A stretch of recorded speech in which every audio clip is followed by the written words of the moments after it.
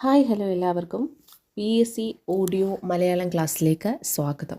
ഇന്ന് നമ്മൾ പഠിക്കുന്നത് കഴിഞ്ഞ 2 ക്ലാസ്സിൽ നമ്മൾ സയൻസ് വിഷയങ്ങളിൽ ഫിസിക്സും അതുപോലെ തന്നെ കെമിസ്ട്രിയാണ് പഠിച്ചത്. ഇന്ന് നമ്മൾ പഠിക്കുന്നത് ബയോളജിയാണ്. ബയോളജിയിലെ അസ്ഥിവ്യവസ്ഥ എന്ന് പറയുന്ന ഭാഗമാണ്.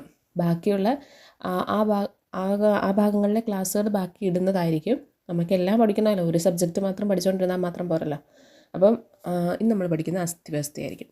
എല്ലാം കംപ്ലീറ്റ് ചെയ്തിട്ട് അടുത്ത ടോപ്പിക്കിലേക്ക് പോവുള്ളൂ കേട്ടോ. ഏത് ടോപ്പിക്ക് എടുത്തിട്ടുണ്ടോ, ഒരു വിഷയത്തിൽ ഏത് ടോപ്പിക്ക് എടുത്തിട്ടുണ്ടോ ആ ടോപ്പിക്കെല്ലാം പഠിച്ചതിന് ശേഷം മാത്രമേ നമ്മൾ അടുത്ത ടോപ്പിക്കിലേക്ക് പോവുള്ളൂ. അപ്പോൾ നമുക്ക് അസ്ഥിവ്യവസ്ഥ നോക്കാം. ശരീരഭാഗങ്ങളെ സംരക്ഷിക്കുന്നതിനും ആകൃതി നിലനിർത്തുന്നതിനും ശത്രുക്കളിൽ നിന്ന് രക്ഷ നേടാനും സഹായിക്കുന്നത് പുറന്തോടുകളാണെന്ന് നമുക്കെല്ലാവർക്കും അറിയാം. അതായത് ശരീരങ്ങളെ സംരക്ഷിക്കുന്നതിനും ആകൃതി നൽകുന്നതിനും ശത്രുക്കളിൽ നിന്ന് രക്ഷ നേടാനും സഹായിക്കുന്നത് പുറന്തോടുകളാണ്. ശരീരത്തിന് പുറത്തുള്ള ആവരണങ്ങളെ ബാഹ്യാസ്ഥികൂടം എന്നാണ് പറയുന്നത്. നമ്മുടെ ശരീരത്തിൻ്റെ പുറത്തുള്ള ശരീരത്തിന് പുറത്തുള്ള അസ്ഥികൾ എന്തെന്നറിയപ്പെടുന്നു? ബാഹ്യാസ്ഥികൂടം എന്നാണ് അറിയപ്പെടുന്നത്. ബാഹ്യാസ്ഥികൂടത്തിൻ്റെ അവശേഷിപ്പുകൾക്ക് ഉദാഹരണങ്ങൾ എന്താണ്? മത്സ്യങ്ങളുടെയും ഉരകങ്ങളുടെയും ചെതമ്പലുകൾ, പക്ഷികളുടെ തുവലുകൾ, ജന്തുക്കളുടെ രോമങ്ങൾ, കൊമ്പുകൾ, കുളമ്പുകൾ, അതുപോലെ തന്നെ നഖങ്ങളൊക്കെ എന്നിവയാണ് ബാഹ്യാസ്ഥികൂടത്തിൻ്റെ ഭാഗങ്ങളാണ്. കട്ടിയുള്ള പുറന്തോടുള്ള ജീവിക്ക് ഉദാഹരണമാണ് ഒച്ച്, വണ്ട്. കട്ടിയുള്ള പുറന്തോടുള്ള ജീവികൾക്ക് ഉദാഹരണങ്ങളാണ് ഒച്ച്, വണ്ട്, അതുപോലെ തന്നെ ഞണ്ട്, അതുപോലെ തന്നെ ചിപ്പികൾ എന്നിവ. കട്ടി കുറഞ്ഞ പുറന്തോടുകൾക്കുള്ള ഉദാഹരണങ്ങളാണ് പഴുതാര, തീരട്ട എന്നിവ. അടുത്ത ആകർഷകമായ പുറന്തോടുള്ള ജീവികൾക്ക് ഉദാഹരണങ്ങളാണ് നക്ഷത്രാമ, സ്വർണ്ണവണ്ട്. ഇതൊക്കെ ഒരു സ്വാഭാവികമായിട്ട് എല്ലാവർക്കും അറിയുന്ന കാര്യങ്ങളാണ്. അടുത്ത് നമ്മൾ ഡീറ്റെയിൽ ആയിട്ടാണ് പഠിക്കാൻ പോകുന്നത്. അടുത്ത് ശരീരത്തിനുള്ളിൽ കാണപ്പെടുന്ന അസ്ഥികൂടമാണ് ആന്തരാസ്ഥികൂടം എന്നറിയപ്പെടുന്നത്. അതായത് ശരീരത്തിനുള്ളിൽ കാണപ്പെടുന്ന അസ്ഥികൂടം എന്താണ്? ആന്തരാസ്ഥികൂടമാണ്. ആന്തരാസ്ഥികൂടമുള്ള ജീവികളിലും ബാഹ്യാസ്ഥികൂടത്തിൻ്റെ ഭാഗങ്ങൾ കാണാറുണ്ട്. അപ്പം മനുഷ്യൻ്റെ ബാഹ്യാസ്ഥികൂടത്തിൻ്റെ ഭാഗങ്ങൾ എന്തൊക്കെയാണെന്ന് അറിയാമോ? അത് നഖം, മുടി എന്നിവയാണ് കേട്ടോ. അപ്പം ഉരകങ്ങളിലെ ബാഹ്യാസ്ഥികൂടത്തിൻ്റെ ഭാഗങ്ങളാണ് ശൽക്കങ്ങൾ, നഖം എന്നിവ. ഇനി നമ്മൾ അസ്ഥികളെക്കുറിച്ച് നല്ല ഡീറ്റെയിൽഡ് ആയിട്ട് പഠിക്കാൻ പോവുകയാണ്. അപ്പോൾ ശരീരത്തിലെ ഏറ്റവും ദൃഢതയേറിയ കലയാണ് അസ്ഥി എന്നറിയപ്പെടുന്നത്. ശരീരത്തിലെ ഏറ്റവും ദൃഢതയേറിയ കലയാണ് അസ്ഥി. അസ്ഥികൾ നിർമ്മിക്കപ്പെട്ടിരിക്കുന്ന കോശങ്ങൾ എന്താണ്? ഓസ്റ്റിയോബ്ലാസ്റ്റുകളും ഓസ്റ്റിയോസൈറ്റുകളും ചേർന്നാണ്. അപ്പോൾ അസ്ഥികൾ നിർമ്മിക്കപ്പെട്ടിരിക്കുന്ന കോശങ്ങൾ, ഒന്നാമത്തെ ക്വസ്റ്റ്യൻ ഇതാണ്. അസ്ഥികൾ നിർമ്മിക്കപ്പെട്ടിരിക്കുന്ന കോശങ്ങൾ ഏതൊക്കെയാണ്? ഓസ്റ്റിയോബ്ലാസ്റ്റുകളും ഓസ്റ്റിയോസൈറ്റുകളും. ഓസ്റ്റിയോബ്ലാസ്റ്റുകൾ ആൻഡ് ഓസ്റ്റിയോസൈറ്റുകൾ. അപ്പം അസ്ഥികൾ നിർമ്മിക്കപ്പെട്ടിരിക്കുന്ന കോശങ്ങൾ ഒന്നുകൂടെ പറയാം: ഓസ്റ്റിയോബ്ലാസ്റ്റുകൾ ആൻഡ് ഓസ്റ്റിയോസൈറ്റുകൾ. ഓസ്റ്റിയോബ്ലാസ്റ്റുകൾ ആൻഡ് ഓസ്റ്റിയോസൈറ്റുകൾ. അസ്ഥികൾ നിർമ്മിക്കപ്പെട്ടിരിക്കുന്ന സംയുക്തങ്ങൾ ഇപ്പോൾ ഏതെന്ന് വെച്ചാൽ എന്താണ്? അത് കാൽസ്യം ഫോസ്ഫേറ്റും കാൽസ്യം കാർബണേറ്റുമാണ് കേട്ടോ. അപ്പോൾ സംയുക്തം ഏതെന്ന് വെച്ചാൽ എന്താ പറയും? Calcium phosphate and calcium sulphate. Calcium ഫോസ്ഫേറ്റും കാൽസ്യം കാർബണേറ്റും കേട്ടോ. അപ്പോൾ മാറിപ്പോകണ്ട. കാൽസ്യം കാർബണേറ്റും കാൽസ്യം ഫോസ്ഫേറ്റും. കാൽസ്യം ഫോസ്ഫേറ്റും കാൽസ്യം കാർബണേറ്റുമാണ് അസ്ഥികൾ നിർമ്മിക്കപ്പെട്ടിരിക്കുന്ന സംയുക്തങ്ങൾ എന്ന് പറയുന്നത്. അപ്പോൾ അസ്ഥികൾ നിർമ്മിക്കപ്പെട്ടിരിക്കുന്ന കോശങ്ങൾ ഏതൊക്കെയാണ്? ഓസ്റ്റിയോബ്ലാസ്റ്റുകൾ. പിന്നെ ഏതാണ്? ഓസ്റ്റിയോസൈറ്റുകൾ. അസ്ഥികൾ നിർമ്മിക്കപ്പെട്ടിരിക്കുന്ന സംയുക്തങ്ങൾ ഏതാണ്? കാൽസ്യം ഫോസ്ഫേറ്റും കാൽസ്യം കാർബണേറ്റും. Calcium phosphate, calcium carbonate. Okay. അസ്ഥികളിൽ ഏറ്റവും കൂടുതൽ കാണപ്പെടുന്ന സംയുക്തം ഏതെന്ന് വെച്ചാൽ ഏതാണ് ചോദിക്കുക? ഏറ്റവും കൂടുതൽ കാണപ്പെടുന്നത് അത് കാൽസ്യം ഫോസ്ഫേറ്റ് ആണ്. 85%. കാൽസ്യം ഫോസ്ഫേറ്റ് ആണ്. 85% അസ്ഥികളിൽ ഏറ്റവും കൂടുതൽ കാണപ്പെടുന്ന സംയുക്തം എന്നറിയപ്പെടുന്നത്. അസ്ഥികളുടെ കാഠിന്യത്തിന് കാരണം എന്താണ്? അതും കാൽസ്യം ഫോസ്ഫേറ്റ് ആണ്. അസ്ഥികളുടെ കാഠിന്യത്തിന് കാരണം കാൽസ്യം ഫോസ്ഫേറ്റ് ആണ്. അസ്ഥികളുടെ കാഠിന്യത്തിന് കാരണം കാൽസ്യം ഫോസ്ഫേറ്റ് ആണ്. അസ്ഥികളിലെ ജലത്തിൻ്റെ അളവ് എത്രയാണ്? 25% പഴയ ടെക്സ്റ്റ് ബുക്കിൽ പറഞ്ഞിട്ടുള്ളത്. അസ്ഥികളിലെ ജലത്തിൻ്റെ അളവെന്ന് പറയുന്നത് 25%. 25%. അപ്പം പുതിയ പുസ്തകത്തിലെ രേഖകൾ പ്രകാരം അതിൽ അസ്ഥികളുടെ ജലാംശം 31% കേട്ടോ. പഴയതിൽ 25% പുതിയ ടെക്സ്റ്റ് ബുക്കിൽ 31%. രണ്ടും പഠിച്ചു നോക്കുക. അസ്ഥികളുടെ ജലാംശം എത്രയാണ്? പഴയതിൽ 25, നിലവിൽ പുതിയ ടെക്സ്റ്റ് ബുക്ക് പ്രകാരം 31. വളർച്ചയുടെ ഘട്ടത്തിൽ അസ്ഥികളെ ബലപ്പെടുത്തുന്ന ധാതുക്കളാണ് കാൽസ്യം ഫോസ്ഫേറ്റും. വളർച്ചയുടെ ഘട്ടത്തിൽ അസ്ഥികളെ ബലപ്പെടുത്തുന്ന ധാതുക്കൾ ഏതെന്ന് വെച്ചാൽ ഏതാണ്? അത് കാൽസ്യം, അതുപോലെ തന്നെ ഫോസ്ഫറസ് എന്നിവയാണ് കേട്ടോ. അപ്പോൾ കാൽസ്യം ഫോസ്ഫറസ് എന്നിവയാണ് വളർച്ചയുടെ ഘട്ടത്തിൽ അസ്ഥികളെ ബലപ്പെടുത്തുന്ന ധാതുക്കളെന്ന് പറയുന്നത്. അപ്പോൾ അസ്ഥികൾ നിർമ്മിക്കപ്പെട്ടിരിക്കുന്ന കോശങ്ങൾ ഓസ്റ്റിയോബ്ലാസ്റ്റുകൾ ആൻഡ് ഓസ്റ്റിയോസൈറ്റുകൾ. അസ്ഥികൾ നിർമ്മിക്കപ്പെട്ടിരിക്കുന്ന സംയുക്തം കാൽസ്യം ഫോസ്ഫേറ്റ്, കാൽസ്യം കാർബണേറ്റ്. അസ്ഥികൾ ഏറ്റവും കൂടുതൽ കാണപ്പെടുന്ന സംയുക്തം കാൽസ്യം ഫോസ്ഫേറ്റ് 85%. അസ്ഥികളുടെ കാഠിന്യത്തിന് കാരണം കാൽസ്യം ഫോസ്ഫേറ്റ് ആണ്. അസ്ഥികൾ ഏറ്റവും കൂടുതൽ അടങ്ങിയിരിക്കുന്ന ലോഹസമൂഹം എന്ന് പറയുന്നത് അല്ലെങ്കിൽ ലോഹമൂലകം എന്ന് പറയുന്നത് കാൽസ്യമാണ്. അസ്ഥികളിലെ ജലത്തിൻ്റെ അളവ് 25% പഴയ CRT ടെസ്റ്റ് പ്രകാരം. ഇപ്പം 31%. വളർച്ചയുടെ ഘട്ടത്തിൽ അസ്ഥികളെ ബലപ്പെടുത്തുന്ന ധാതുക്കൾ എന്ന് വെച്ചാൽ അത് കാൽസ്യം, ഫോസ്ഫറസ് എന്നിവയാണ്.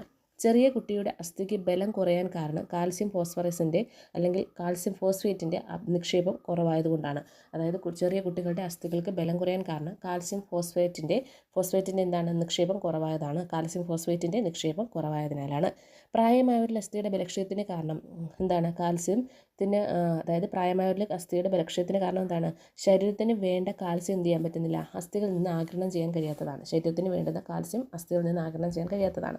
കാൽസ്യം ധാരാളം അടങ്ങിയിരിക്കുന്ന ഭക്ഷ്യവസ്തുക്കളാണ് കുമ്പള, പടവല, പേരയ്ക്ക എന്നിവ. കുമ്പളങ്ങ, അതുപോലെ തന്നെ പടവലങ്ങ, പേരയ്ക്ക, ചാമ്പയ്ക്ക, മുട്ട, പാല്, ചെറുമത്സ്യങ്ങൾ എന്നിവ. അപ്പോൾ കാൽസ്യം ധാരാളം അടങ്ങിയിരിക്കുന്ന ഭക്ഷ്യവസ്തുക്കൾ ഏതൊക്കെയാണെന്ന് വെച്ചാൽ ഏതൊക്കെയാണ്?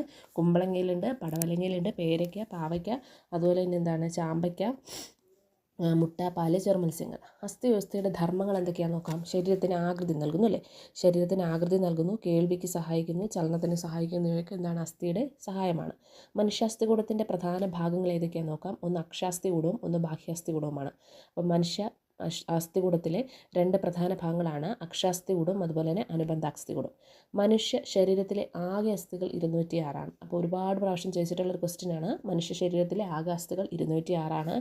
അക്ഷാസ്ഥികൂടത്തിലെ അസ്ഥികൾ എന്ന് പറയുന്നത് 80. അക്ഷാസ്ഥികൂടം 80. അനുബന്ധാസ്ഥികൂടം എന്ന് പറയുന്നത് എന്താണ്? ഈ അക്ഷാസ്ഥികൂടത്തോട് അനുബന്ധിച്ചുള്ള അസ്ഥികളാണ് അനുബന്ധാസ്ഥികൂടം എന്ന് പറയുന്നത്. അത് 126. അതെത്രയാണ്? 126. അപ്പം മനുഷ്യശരീരത്തിലെ ആകെ അസ്ഥികൾ 206.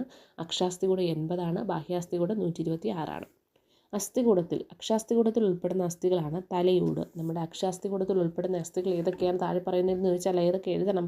ഒന്ന് തലയോട്, മാറല്, വാരിയല്, നട്ടല് എന്നിവയാണ്. അപ്പോൾ അക്ഷാസ്ഥികൂടത്തോടനുബന്ധിച്ച അസ്ഥികൾ അക്ഷാസ്ഥികൂടത്തിൽ ഉൾപ്പെടുന്ന അസ്ഥികളാണ് കേട്ടോ. അനുബന്ധ അസ്ഥികളല്ല, ഉൾപ്പെടുന്ന അസ്ഥികൾ. അക്ഷാസ്ഥികൂടത്തിൽ ഉൾപ്പെടുന്നത് തലയോടുണ്ട്, നമ്മുടെ പ്രധാനപ്പെട്ട തലയോട്, പിന്നെ മാറല്, പിന്നെ വാരിയല്, നട്ടല്.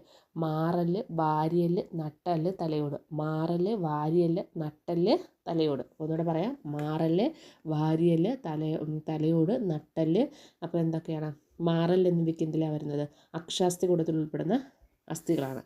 അനുബന്ധ അസ്ഥികൂടത്തിൽ ഉൾപ്പെടുന്നവയാണ് കൈകാലുകളിലെ അസ്ഥികൾ, അതുപോലെ തോളല്, ഇടുപ്പല്ല് എന്നിവ. അപ്പോൾ ഇവിടെ ഒരു സംശയം എല്ലാവർക്കും വരും. തോളല്, ഇടുപ്പല്ലൊക്കെ അത് അക്ഷാസ്ഥികൂടത്തിൽ വരുന്നതല്ലേ? അല്ല കേട്ടോ. അപ്പോൾ ഇതെന്ത് ചെയ്യും? ചോദിക്കും. താഴെ പറയുന്നതിൽ ഇങ്ങനെ തന്നിരുന്നത് നമുക്ക് എന്തായാലും കൺഫ്യൂഷനാകും. ഈ തോളലും ഇടുപ്പല്ലും കൂടി തന്നിരുന്നത് അതെന്താണ്? അത് അനുബന്ധാസ്ഥികൂടമാണ്. തോളലും ഇടുപ്പല്ലും അതുപോലെ കൈകാലുകളിലേക്ക് എല്ലൊക്കെ എന്താണ്? അനുബന്ധാസ്ഥികൂടമാണ്. നവജാത ശിശുക്കളുടെ അസ്ഥികളുടെ എണ്ണം എത്രയാണ്? 300 ആണെന്ന് പഠിച്ചു വെക്കാം. എത്രയാണ്? 300. ഒരു ശിശു വളർന്നു വരുമ്പോൾ അസ്ഥികൾ പരസ്പരം സംയോജിച്ച് അവയുടെ എണ്ണം കുറയുകയാണ് ചെയ്യുന്നത്.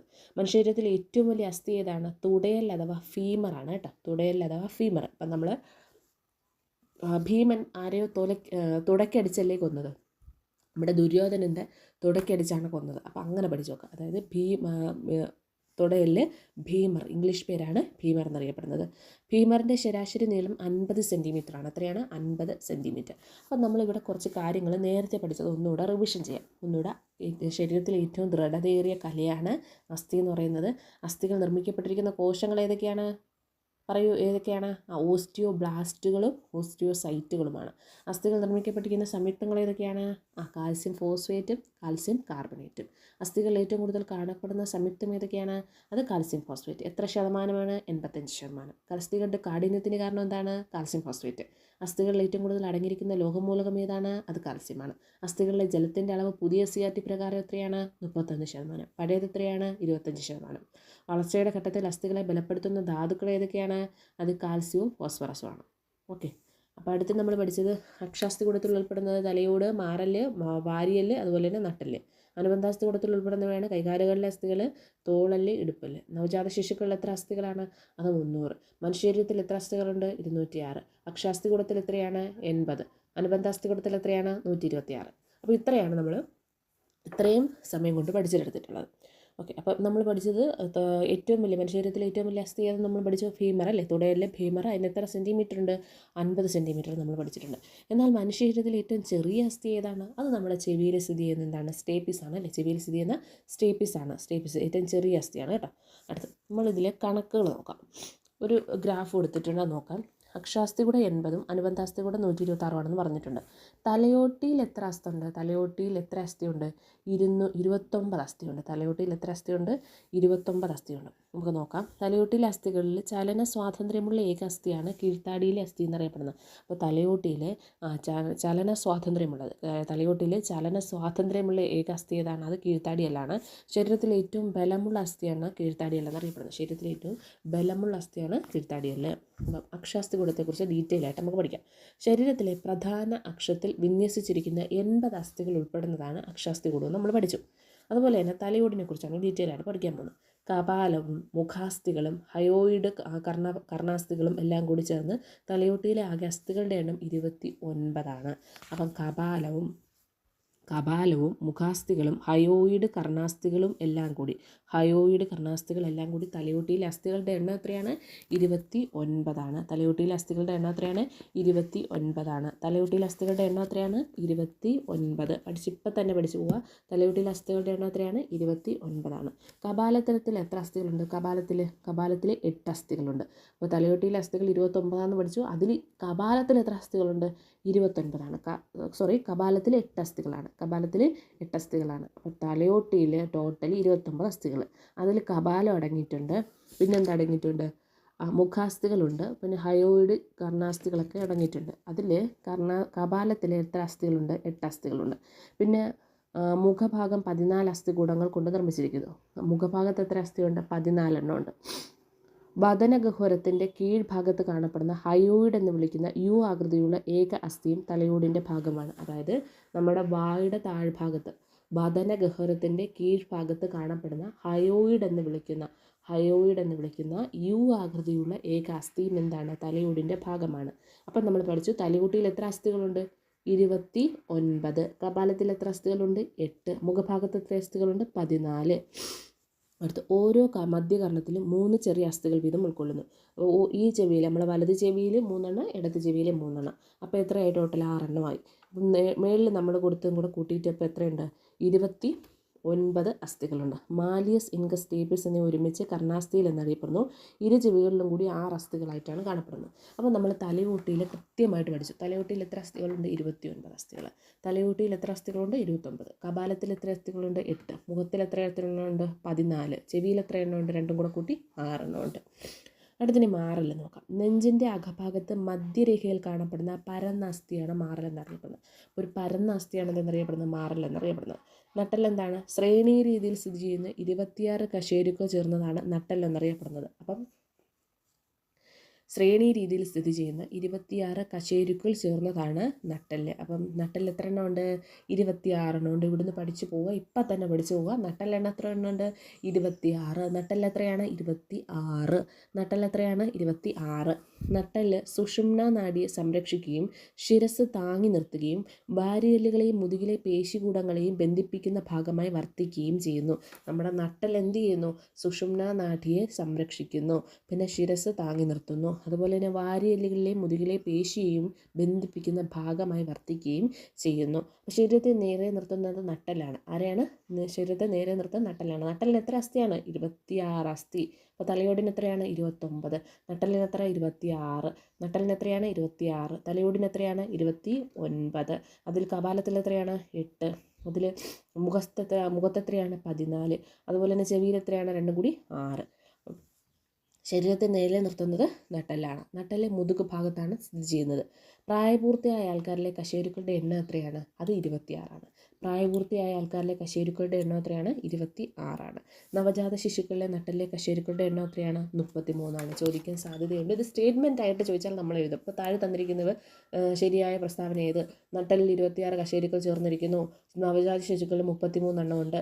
പ്രായപൂർത്തിയായ ആൾക്കാരിൽ 27 എണ്ണം ഉണ്ടെന്ന് പറഞ്ഞാൽ നമ്മൾ തെറ്റിക്കൂലേ? അല്ല, 26 ആണുള്ളത്. അപ്പോൾ പ്രായപൂർത്തിയായ ആൾക്കാരിൽ എത്രയാണ്? 26 ആണുള്ളത്. അപ്പോൾ ഇത് ഡീറ്റെയിൽ ആയിട്ട് പഠിച്ചാലേ നമുക്ക് അതിൻ്റെ ആൻസർ അറിയാൻ പറ്റുള്ളൂ. അപ്പോൾ നമ്മൾ പഠിച്ച നട്ടെല്ലിന് എത്ര അസ്ഥികളുണ്ട്? 26 കശേരുക്കൾ ചേർന്നതാണ് നട്ടെല്ലെന്ന് പറയുന്നത്. ഓക്കെ. ഒന്നാമത്തെ കശേരുവായ അറ്റ്ലസ്